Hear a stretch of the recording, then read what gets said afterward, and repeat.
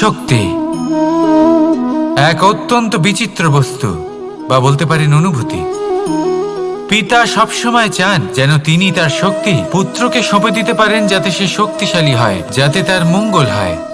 তার পুত্র সবসময় চায় যাতে সে পিতার সেই শক্তি লাভ করে, কিন্তু সেই শক্তি লাভ করার জন্য পুত্র হওয়া যথেষ্ট নয়, যোগ্য পাত্র হতে হয়।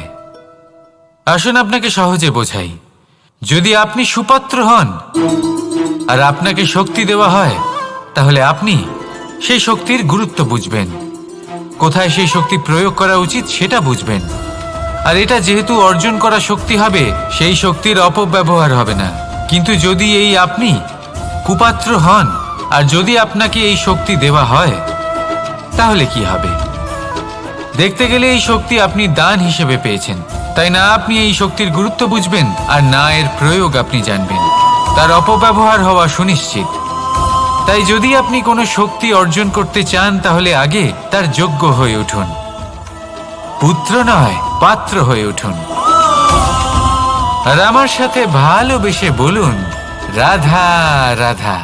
কথায় আছে, প্রত্যেক পুত্র তার পিতার প্রতিচ্ছবি হয়, আর সমস্ত প্রতিচ্ছবি চায় যেন সে তার অস্তিত্ব প্রাপ্ত করতে পারে।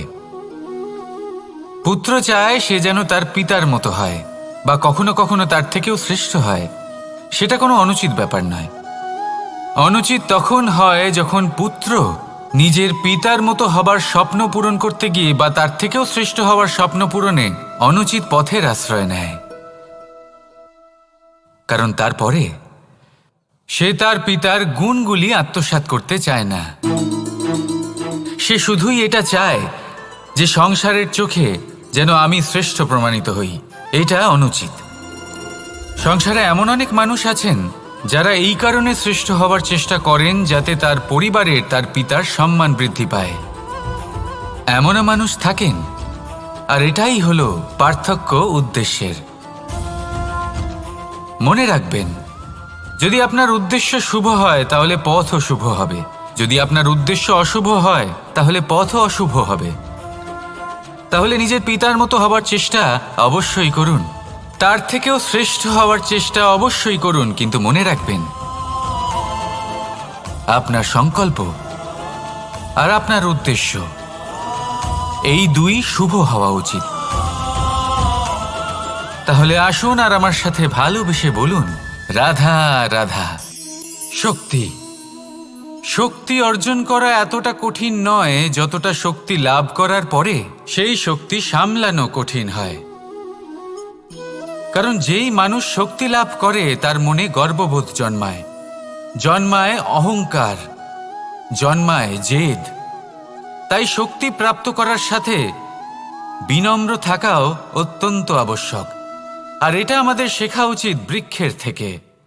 বৃক্ষ যা আমাদের ফল দেয়, বৃক্ষ যা যত ফল দেয় ততটাই ঝুঁকে যায়। আমরা পাথর মারি ওই বৃক্ষের থেকে ফল প্রাপ্ত করার জন্য। সেই পাথরের মার সহ্য করেও বৃক্ষ আমাদের ফল দেয়। কোনো গর্ববোধ নেই, কোনো অহংকার বোধ নেই, আর সেই জন্য এই বৃক্ষের পুজো করা হয়। এটাই হলো মাহাত্ম্য শক্তির সাথে বিনম্রতার। যদি এই শক্তি সৃজন করে থাকে, সাহায্য করে থাকে, সম্বল হয়ে থাকে, তবেই সেই শক্তি উপযুক্ত। আর নয়তো সেই শক্তি একদিন আপনাকে আসক্ত অবশ্যই করবে। তাহলে শক্তি অবশ্যই অর্জন করুন, কিন্তু তার সাথে সেই শক্তি সামলানোর মতো বিবেকও আপনাকে অবশ্যই জাগ্রত করতে হবে। তাহলে আসুন আমার সাথে ভালোবেসে বলুন, রাধা রাধা। অহংকার অত্যন্ত বলশালী হয়। এই অহংকার মানুষকে কখনো নত হতে দেয় না। অদ্ভুত ব্যাপার, এই অহংকার যা মানুষকে কখনো নত হতে দেয় না, সেটাই তার পতনের কারণও হয়ে দাঁড়ায়। যেখানে মানুষ এটা ভাবতে শুরু করে যে শুধুমাত্র সেই যোগ্য, সেখান থেকেই তার পতনের আরম্ভ। ঠিক কিনা? দেখুন, যদি কোনো মানুষ এটা ভাবে যে আমি এই সব কিছু করতে পারি, তাহলে তা হলো বিশ্বাস। কিন্তু যদি সে এটা ভাবতে থাকে যে শুধুমাত্র আমি এই কাজ করতে পারি, তাহলে তা হলো সেই ব্যক্তির অহংকার, আর এটা আপনাকে বিনাশের দিকে অবশ্যই নিয়ে যাবে। মনে রাখবেন, যখন আমি আর শুধুমাত্র এই দুই এক হয়ে যায়, সেখান থেকে আপনার পতনের সূত্রপাত হবেই। তাই আপনি কখনোই এই অহংকারের চক্রব্যূহে ফেঁসে যাবেন না। বিশ্বাস রাখুন নিজের ওপর এবং অন্যের ওপরও, আর মনে রাখবেন বিশ্বাসের মধ্যে বিশ্বের প্রত্যেকটা বস্তু বসবাস করে। তাই এই অহংকারকে ত্যাগ করে ফেলুন আর আত্মবিশ্বাসের ওপর মনোসংযোগ করুন, আর আমার সাথে ভালোবেসে বলুন, রাধা রাধা। মানুষ নিজের জীবনে ঈশ্বরকে খুব মান্য করে, ওনার জন্য কি না করে। ভিন্ন ভিন্ন নামে তাকে স্মরণ করে, তাকে পুজো করে, তার আরাধনা করে।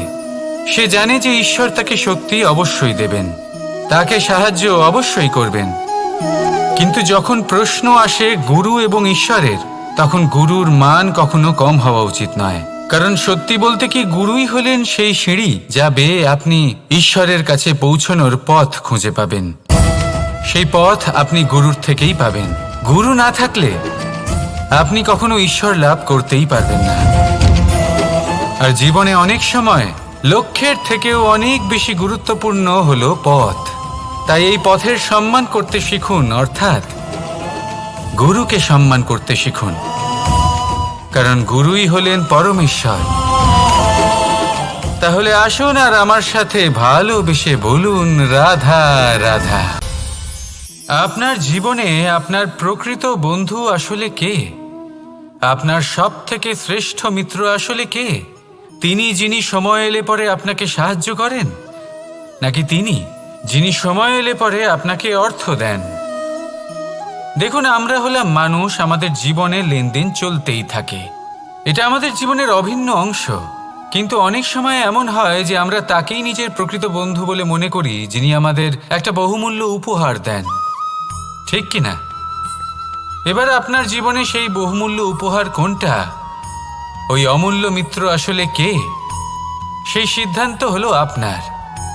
কিন্তু যদি আপনি আমাকে জিজ্ঞেস করেন, তাহলে আমার মতে স্বর্ণ, হিরে, মুক্ত, ধন এগুলো বহুমূল্য নয়। বহুমূল্য হলো সঙ্গ, যখন আপনি একা হয়ে যাবেন, সময়, যখন আপনার তাকে প্রয়োজন হবে, সমর্পণ, যখন আপনার বিশ্বাসের প্রয়োজন পড়বে।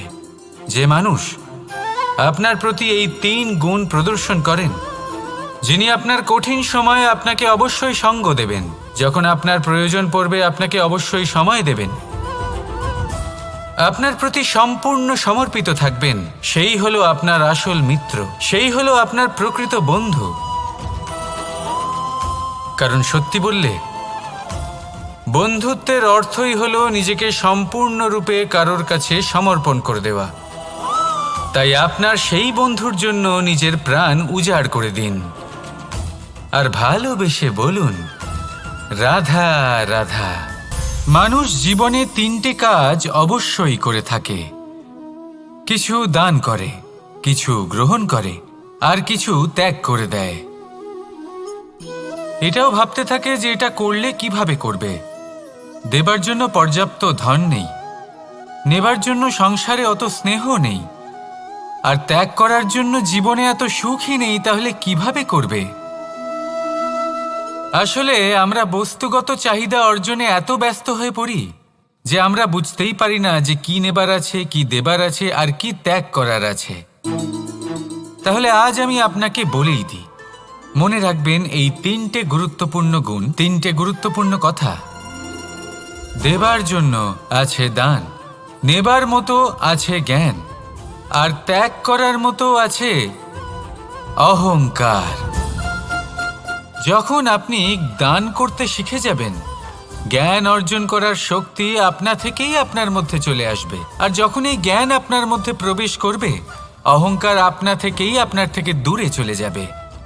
যে ব্যক্তি এই 3-এর মধ্যে ভারসাম্য বজায় রাখতে পারে, তার বর্তমান, ভূত, ভবিষ্যৎ, লোক, পরলোক সব কিছু শুধরে যায়। যেই দিন আপনি দান করতে শিখে যাবেন, জ্ঞান আহরণ করতে শিখে যাবেন, অভিমান ত্যাগ করতে শিখে যাবেন।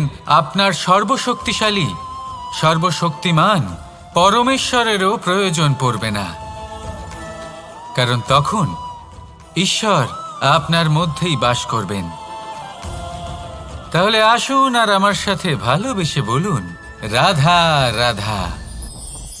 জীবনে অনেক সময় সমস্যা আমাদের চারদিক থেকে ঘিরে ফেলে। এই সমস্যা নানান ধরনের হতে পারে। আর্থিক সমস্যা হতে পারে, পারিবারিক সমস্যা হতে পারে, কোনো সম্পর্ক নিয়ে সমস্যা হতে পারে, কখনো কোনো দৈনিক সমস্যা হতে পারে, কখনো কোনো দ্বন্দ্ব হতে পারে, অনেক সমস্যা হতে পারে। কিন্তু যখনই কোনো সমস্যা আসে, আমাদের মনে তার জন্য একটা উত্তর অবশ্যই থেকে থাকে, যা আমাদের অন্তরে রয়েছে। একে আমরা বলি আত্মা।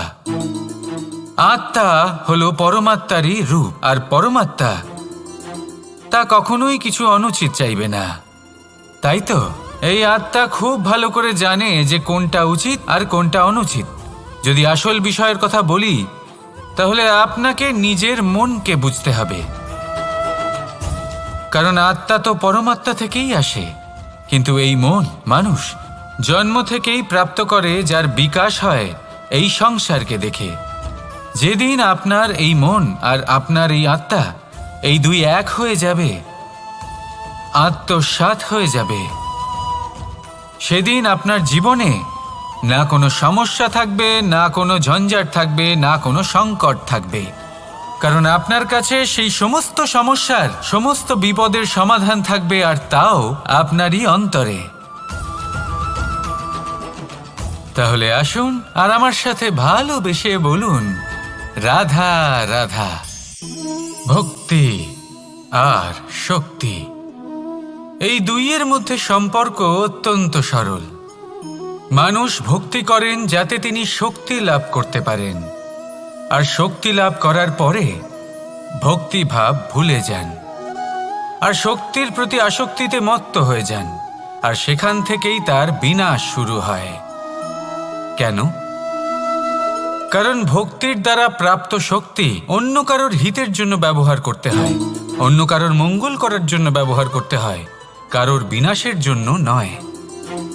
এবার যদি আমি আপনাদের একটা উদাহরণ দিয়ে বোঝাই, তাহলে কোদাল দিয়ে আমরা মাটি কোপাতে পারি, একটা গর্ত খুঁড়তে পারি, যাতে একটা নতুন বৃক্ষ জন্ম নিতে পারে, একটা বৃক্ষ যা অন্য জীবকে ফল প্রদান করবে, যাত্রীদের ছায়া প্রদান করবে। কিন্তু এই কোদালের ব্যবহার যদি আমরা অন্য কারোর ক্ষতি করার জন্য করি, তাহলে ক্ষতি শুধুমাত্র আমাদেরই হবে। তাই জীবনে যদি আপনি কোনো শক্তি লাভ করেন, হয়তো ভক্তির দ্বারা বা অন্য যেখান থেকেই হোক, তার সদ্ব্যবহার করতে শিখুন, নয়তো এই প্রাপ্ত শক্তি আপনার পতনের কারণ হয়ে দাঁড়াবে। তাহলে আসুন আমার সাথে ভালোবেসে বলুন, রাধা রাধা। বরদান অত্যন্ত বিচিত্র এক বিষয়, কিন্তু দেখতে গেলে এই বরদান কি না করতে পারে। এক দরিদ্রকে রাজা বানিয়ে দিতে পারে, একজন দুর্বলকে এই সংসারের সবথেকে শক্তিশালী ব্যক্তি বানিয়ে দিতে পারে। কিন্তু আমরা ভুলে যাই এক অত্যন্ত গুরুত্বপূর্ণ কথা, বরদান এই শব্দের শেষে দান লুকিয়ে রয়েছে। এই দান কথাটা অত্যন্ত গুরুত্বপূর্ণ। আমাদের মনে রাখা উচিত এই বরদান আমরা দানে পেয়েছি, আর তাই তার সম্মান করা উচিত, কখনোই অহংকার করা নয়। আর যে ব্যক্তি বরদান পেয়ে অহংকার করেন, তার যা ক্ষতি হয় তা হলো এই বরদান তার থেকে কেড়ে নেওয়া হয়।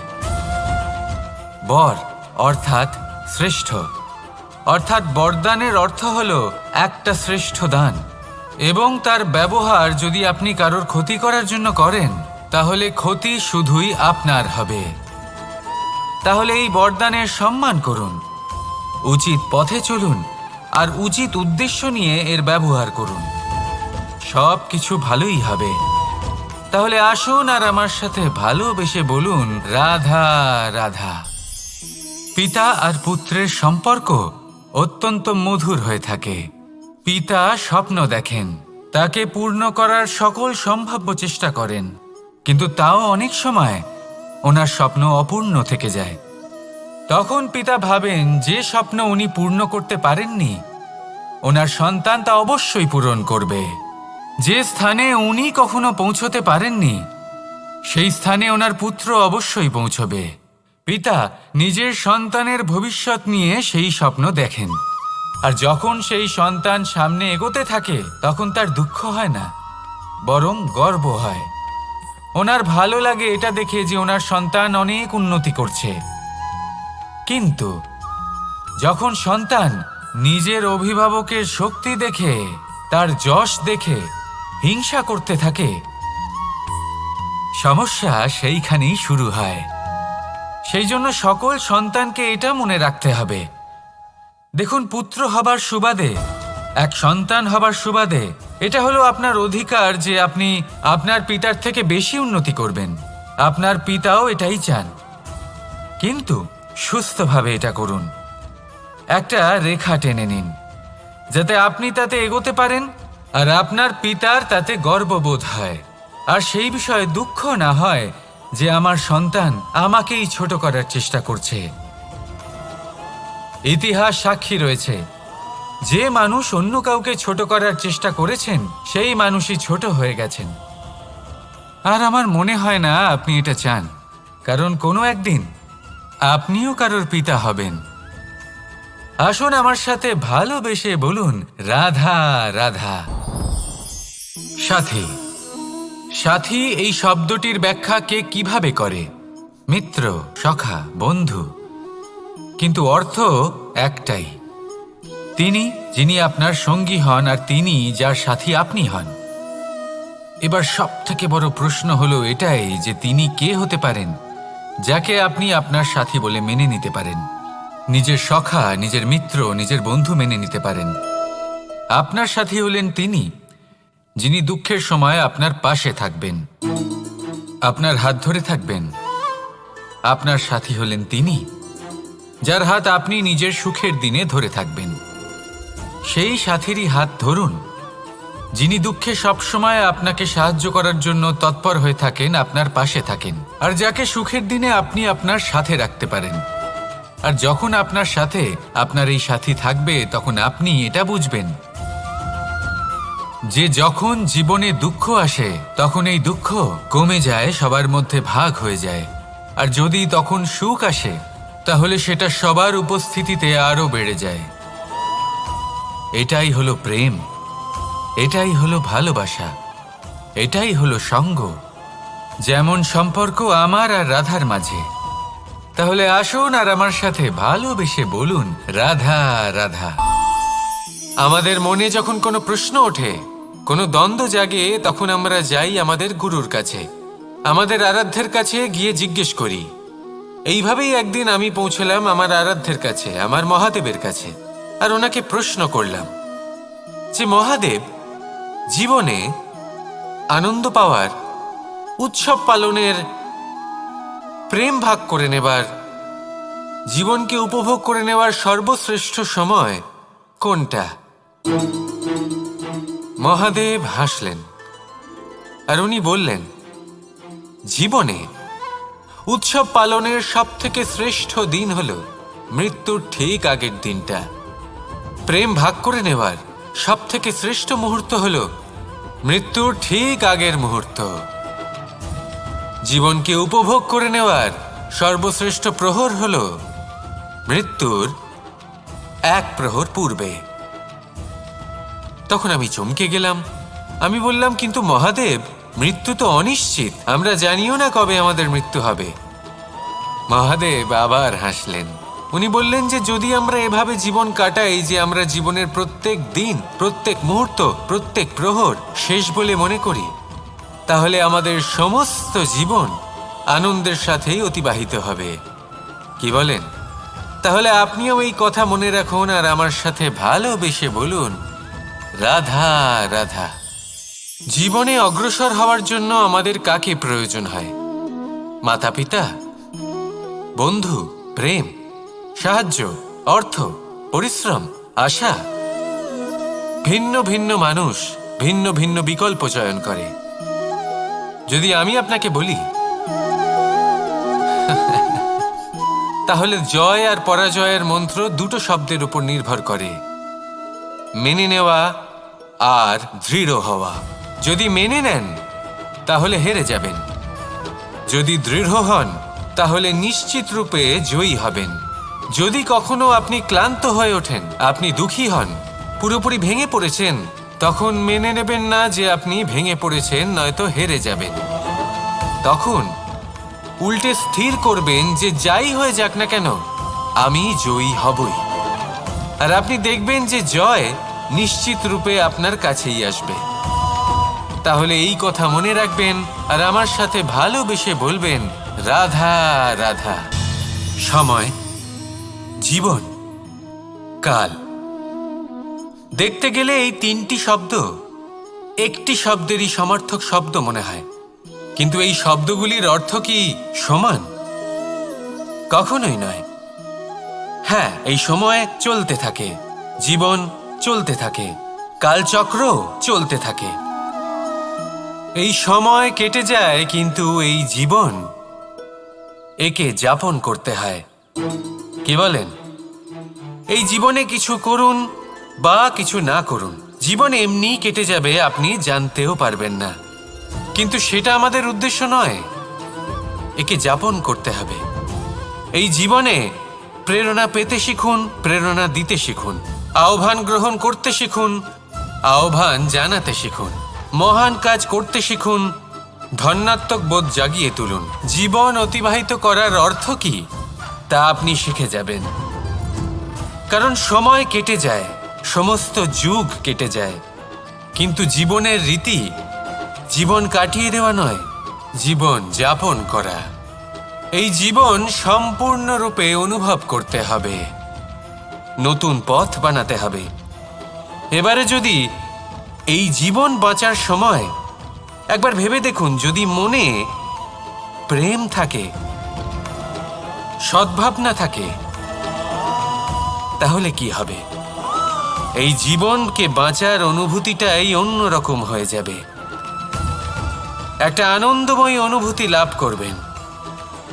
তাহলে এটাই করুন আর আমার সাথে ভালোবেসে বলুন, রাধা রাধা।